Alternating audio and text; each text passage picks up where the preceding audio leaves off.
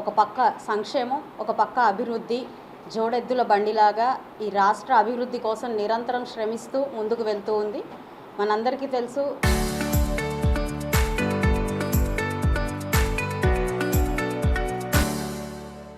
రాష్ట్ర పరిస్థితి 2024 ఎన్డీఏ కూటమి ప్రభుత్వం ఏర్పడిన నాటికి ఎలా ఉంది అన్నది మనందరికీ తెలుసు.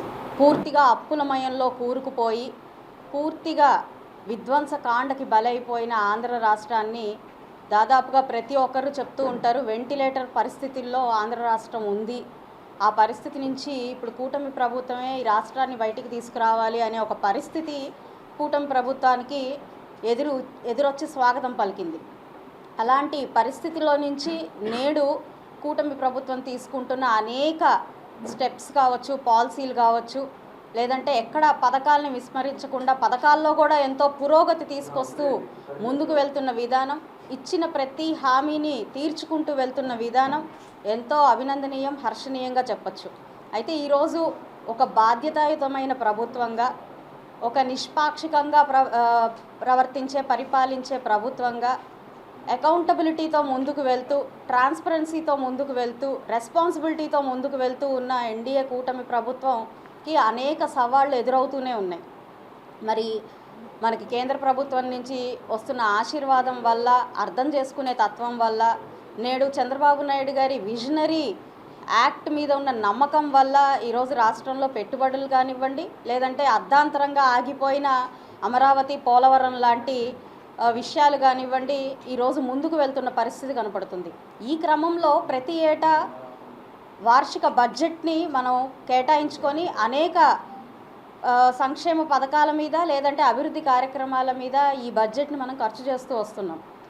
ఇలాగ శాఖల వారీగా ఈ బడ్జెట్ని మనము విభజించుకుంటూ, ఇటు మొన్ననే మనం చూసాం 4వ తారీఖున డిఆర్సీ మీటింగ్లో మా ఇన్ఛార్జ్ మినిస్టర్ గారైన కందులు దుర్గేష్ గారి ఆధ్వర్యంలో జిల్లా వ్యాప్తంగా బడ్జెట్ని ఎంత కేటాయించాము, ఆ బడ్జెట్ని ఎలాగా శాఖల వారీగా విభజించుకొని మనం ముందుకు తీసుకెళ్తున్నాము అన్న విశ్లేషణ ఆల్రెడీ మొన్న జరిగింది. అయితే ఈ క్రమంలో నియోజకవర్గ స్థాయిలో ఎంత బడ్జెట్ని కేటాయిస్తున్నారు, ఏ ఏ శాఖలకి ఎంతెంత వాటిని వాడుతున్నారు అనే ఒక సవివరణమైన ఒక పత్రాన్ని మనకి అధికారులు అందించడం జరిగింది. ఆ పత్రాన్ని మీ ముందు ఉంచే ఒక కార్యక్రమమే ఈరోజు మిమ్మల్ని అందరినీ రావడం అనడానికి ఒక కారణం.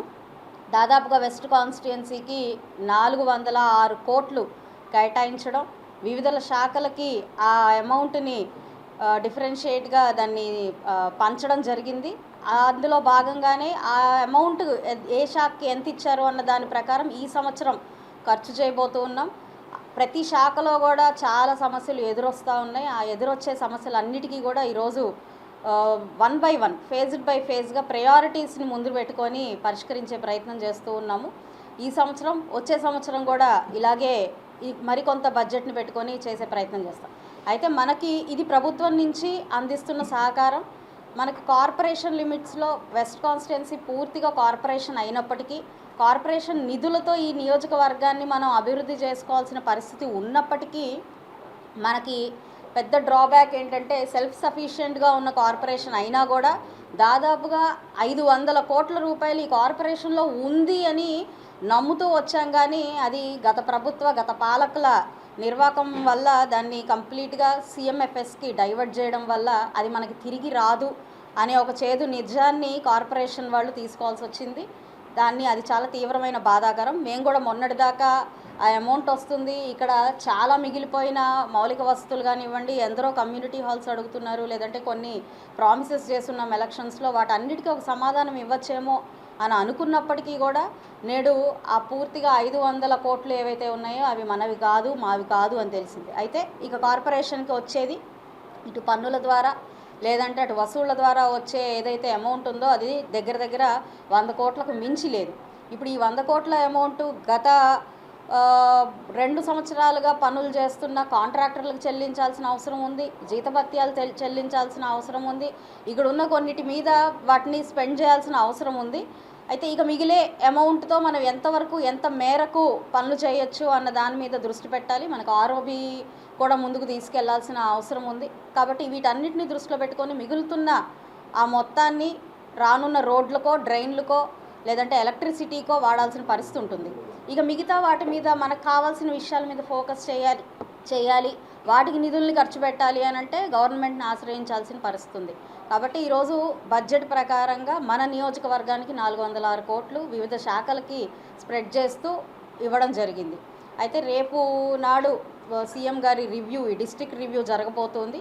ఆ రివ్యూలో మన కాన్స్టిట్యున్సీ నుంచి ఏం కావాలి అని అడిగినప్పుడు ప్రధానంగా ఒక 5 అంశాలని మేము వారి దృష్టిలో పెట్టబోతున్నాము.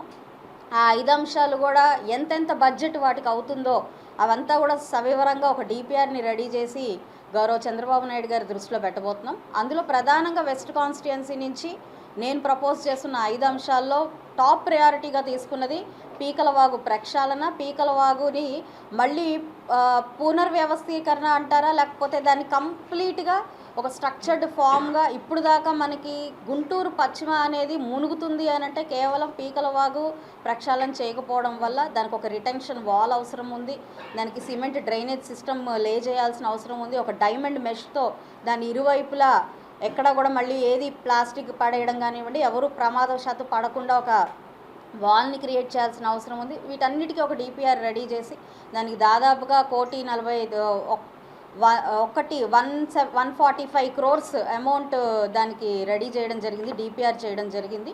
కాబట్టి ఇలాంటి పెద్ద మొత్తాలన్నీ కూడా గౌరవ చంద్రబాబు నాయుడు గారి దృష్టిలో పెడితే వారు దాన్ని సవివరంగా ఆలోచించి దాన్ని సుముఖత చూపిస్తే ఖచ్చితంగా దానికి ఒక పరిష్కారం వస్తుంది. అదేవిధంగా రెండోది అంబేద్కర్ వాగు అని ఉంది. దాని మీద కూడా విపరీతమైన ఎంక్రోచ్మెంట్ ఉండడం వల్ల 100 ఫీట్లు 150 ఫీట్లకు కూడా ఉన్న డ్రైన్ ఈరోజు 1 ఫీట్కి ఎంక్రోచ్మెంట్ మీద ఉన్న పరిస్థితి ఉంది. దానివల్లనే ఇప్పటికీ కూడా కొన్ని ప్రాంతాలు ముంపుకు కారణమవుతున్నాయి. దానికి కూడా ఎన్యూమరేట్ చేసి ఎంక్రోచ్మెంట్స్ అంతా రిమూవ్ చేసి దాన్ని మనం స్ట్రీమ్లైన్ చేయాల్సిన అవసరం ఉంది. ఇవి 2 ప్రధాన అంశాలు. అయితే మూడోది పీవీకే నాయుడు మార్కెట్. మరి ఎప్పటి నుంచో పీవీకే నాయుడు మార్కెట్ ఒక ఆదరణకు లేకుండా, ఒక అభివృద్ధికి లేకుండా అక్కడ ఉన్న వాళ్ళందరూ కూడా చాలా షాపుల్లో వాళ్ళందరూ ఇబ్బంది పడుతూ ఉన్న పరిస్థితి గమనిస్తూనే ఉన్నాము. ఏ రోజు దానికి మినిమం బేసిక్ కమ్యూనిటీస్ని ప్రొవైడ్ చేయాలని అధికారుల దృష్టికి వెళ్ళినా దాన్ని మనం రానున్న రోజుల్లో బాగా అభివృద్ధి చేయబోతున్నాం కాబట్టి ఈరోజు చేయలేకపోతున్నాము అని ఆన్సర్ వస్తుంది. కాబట్టి ఈరోజు దాన్ని కూడా గౌరవ చంద్రబాబు నాయుడు గారి దృష్టికి తీసుకువెళ్ళి దాదాపుగా 30 కోట్లు ఖర్చు అవుతుంది అని చెప్పి అధికారులు ఒక డిపిఆర్ రెడీ చేసి ఇవ్వడం జరిగింది. దాని మీద కూడా మరొకసారి సమీక్షించి అది కూడా చంద్రబాబు నాయుడు గారి దృష్టిలో పెట్టబోతున్నాం. ఇక మరో అంశం వచ్చి బీసీ భవన్ గురించి ఎన్నాళ్ల నుంచో మరి కృషి చేస్తూ ఉన్నాము. ఇటీవలే అసెంబ్లీలో కూడా గౌరవ మంత్రివర్యుల దృష్టిలో కూడా తీసుకెళ్లడం జరిగింది. ఇక్కడ వెస్ట్ కాన్స్టిట్యున్సీలో బీసీలు అధికంగా ఉన్నారు. బీసీల ఆకాంక్షగా ఆత్మగౌరవంగా బీసీ భవన్ నిలబడుతుంది కాబట్టి దాన్ని సత్వరమే పూర్తి చేయాలి. దానికి కూడా దాదాపుగా ఆనాడు 5 కోట్లతో శంకుస్థాపన చేసుకున్న బీసీ భవన్ నేటికి రివైజ్డ్ ఎస్టిమేషన్స్తో 10 కోట్లకు చేరింది.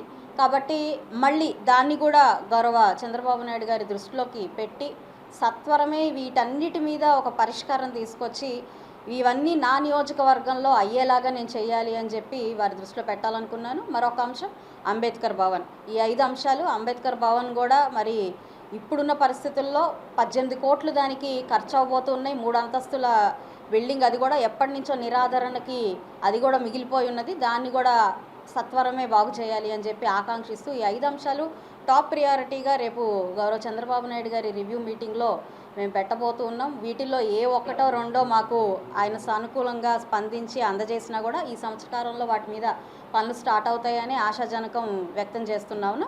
అయితే ఏదేమైనా కూటమి ప్రభుత్వం ఇటు సంక్షేమానికి ఇటు అభివృద్ధికి కట్టుబడి ఉంది అని చెప్పడంలో ఇదే నిదర్శనం. ఎందుకంటే ఈరోజు సంక్షేమ పథకాలకు కూడా మీకు సవివరంగా మా గౌరవ ఓబులేస్ గారు అసిస్టెంట్ కమిషనర్ గారు ఉన్నారు. సవివరంగా వేటికి ఎంత ఖర్చు మనం ఈ పశ్చిమ నియోజకవర్గానికి ఇటు సంక్షేమానికి ఇటు డెవలప్మెంట్కి ఖర్చు చేస్తున్నామో ఆయన మాటల్లో మనం తెలుసుకుందాం.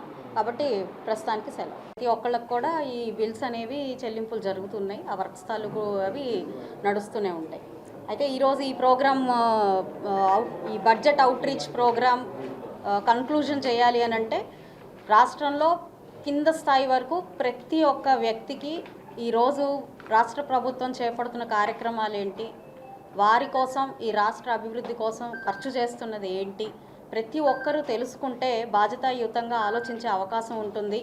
లేదంటే కొంతమంది నిందారోపణలు చేస్తూ ముందుకెళ్లే పరిస్థితి ఉంది. కాబట్టి వాటి ఉచ్చులో పడకుండా ప్రతి ఒక్కరూ తెలుసుకుంటే వారికి అర్థమవుతుంది ప్రభుత్వం ఎంత కష్టపడుతుంది ప్రజల కోసం అన్న విషయాన్ని ప్రతి ఒక్కరికి తెలియజేయాలన్న ఒక సత్సంకల్పంతో, ఇందాకే చెప్పినట్టు ఎన్డీఏ కూటమి ప్రభుత్వం ట్రాన్స్పరెన్సీతో, రెస్పాన్సిబిలిటీతో, అకౌంటబిలిటీతో పరిపాలన సాగిస్తుంది. కాబట్టి ఇవి తెలుసుకోవాల్సిన అవసరం ప్రతి ఒక్క ఆంధ్ర రాష్ట్ర ప్రజానీకానికి ఉంది అన్న ఒక సత్సంకల్పంతో ఈ యొక్క డిజైన్ చేయడం, నాకు తెలిసి ఇదే ఫస్ట్ అండ్ ఫార్మోస్ట్. ఇప్పటిదాకా ఎక్కడా కూడా కాన్స్టిట్యున్సీ లెవెల్లో బడ్జెట్ని ఎలా అలొకేట్ చేశారు, ఎలా ఖర్చు పెట్టబోతున్నారు అన్నది ఇంత ఓపెన్గా పబ్లిక్గా చెప్పిన పరిస్థితులు ఎక్కడా లేవు. కాబట్టి ఈ ఇనిషియేటివ్ కూడా తీసుకొని ఇది ప్రతి ఒక్కరికి తెలియాలి అన్న ఒక ఉద్దేశంతో ఈ యొక్క కార్యక్రమాన్ని చేపట్టడం జరిగింది.